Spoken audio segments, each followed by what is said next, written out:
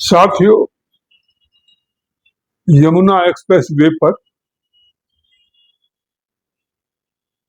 अलीगढ़ के आसपास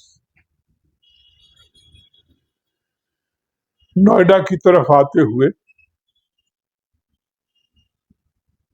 कुछ बसों में और अन्य वाहनों में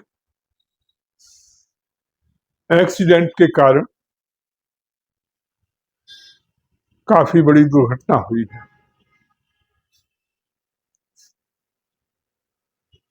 प्रारंभिक सूचनाओं के अनुसार लगभग 15 लोग मारे जा चुके हैं, 20 से 30 लोग घायल हैं।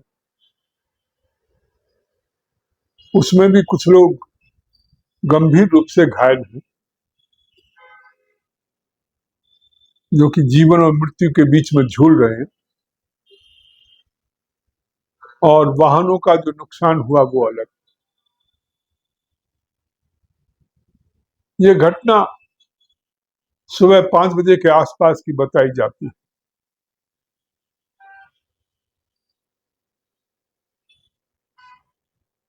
जितने भी लोगों ने प्राण गंवाए हैं, जिनकी मृत्यु हुई है,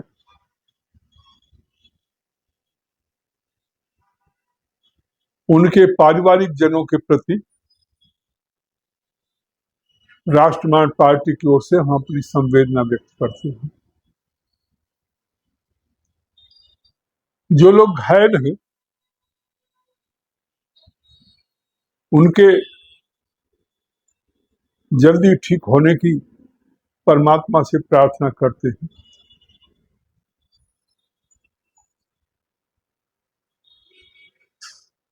पर गवर्नमेंट को ध्यान देने की जरूरत है। केवल सेंट्रल गवर्नमेंट को नहीं, जितनी भी स्टेट गवर्नमेंट्स हैं या जो भी अथॉरिटीज हैं, उन सबको ध्यान देने की आवश्यकता है। जैसे जैसे अच्छे रोड बनते जा रहे हैं, जैसे जैसे तेज चलने वाली गाड़ियां रोड पर आती जा रही हैं, उसके साथ रोड के नियमों की जानकारी, ड्राइविंग के नियमों की जानकारी और उसमें कुशलता, उसकी जिम्मेदारी बढ़ जाती है। दुर्भाग्य यह है कि हमने रोड तो बहुत अच्छे बना दिए, गाड़ियां भी बहुत तेज चलने वाली हमने चला दी, परंतु उसके साथ जो एक अनुशासन आना चाहिए था, एक सेल्फ डिसिप्लिन जो आना चाहिए था, और ड्राइविंग में जो कुशलता आनी चाहिए थी, वो उस तरफ कोई ज्यादा ध्यान नहीं दिया गया, जिसका परिणाम यह है कि कई बार लोग नशे के आदी होकर गाड़ी चलाते हैं और एक्सीडेंट कर बैठते हैं। कई बार बड़ी स्पीड से गाड़ी चलाते हैं और अचानक कुछ होने पर कंट्रोल खो बैठते हैं। और जब ये ऐसा मौसम चल रहा है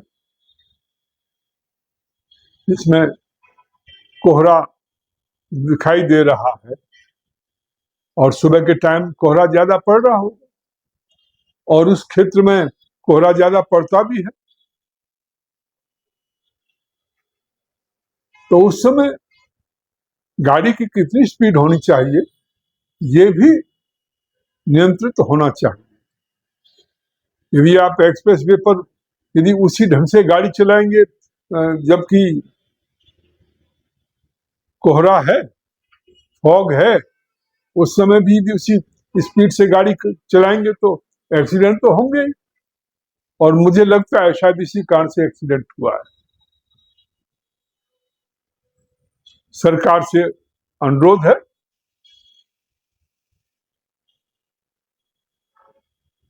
कि जो भी ड्राइविंग का टेस्ट होता है, जब भी ड्राइविंग का लाइसेंस दिया जाता है, उनको सारे रूल्स रेगुलेशंस की जानकारी जो है दी जानी चाहिए।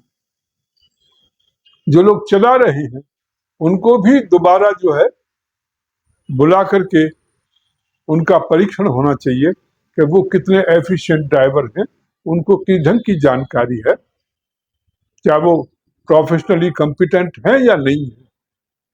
और यदि नहीं है तो उनके, बहुत बार हमने देखा है कि ऐसे ही चलाते चलाते लोग सीख जाते हैं, उन्होंने कोई ट्रेनिंग नहीं ली होती, कोई प्रशिक्षण नहीं लिया होता, बिना प्रशिक्षण लिए हुए वो कोई ट्रैक्टर चला रहा था या कोई और कोई गाड़ी चला रहा था और चलाते चलाते वो अपना चलाना शुरू कर देते हैं। ये कोई ड्राइविंग नहीं है, ये कैसी ड्राइविंग? ये तो आप मौत के मुंह में जाने का एक हमने जरिया बना रखा है। और ऐसा हो रहा है क्या? दुनिया में सबसे ज्यादा जो एक्सीडेंट होते हैं वो भारतवर्ष में होते हैं, और उसका कारण बड़ा स्पष्ट है।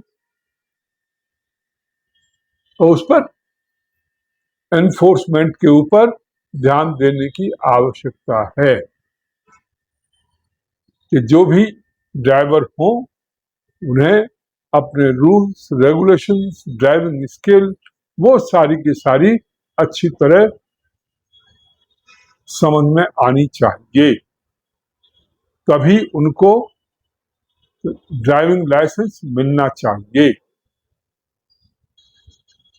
इस पर विशेष ध्यान देने की आवश्यकता है, अन्यथा हम न जाने कितने लोगों को अनावश्यक रूप से बिना किसी कारण के जो है हम उनको खोते जा रहे हैं। कई बार पूरे पूरे परिवार बर्बाद हो जाते हैं। लोग सोचते हैं कि उनके भाग्य का कुछ रहा होगा, अरे भाग्य का नहीं है, इसमें भगवान की कोई गलती नहीं है, आपकी अपनी लापरवाही, और उस लापरवाही के कारण से आपके परिवार के परिवार जो है बर्बाद हो जाते हैं। इसमें भी 15 लोग मारे गए, कितना बड़ा नुकसान हुआ है। आप कल्पना करिए, छोटी सी लापरवाही के कारण यदि स्पीड पर कंट्रोल किया होता तो शायद इस ढंग की घटना नहीं होती। साथियों, इस वीडियो को शेयर करिए, कमेंट्स करिए, अधिक से अधिक साथियों में भेजिए, और QR कोड लगा हुआ है, उसके माध्यम से राष्ट्रमान पार्टी को आर्थिक रूप से मदद करिए। धन्यवाद।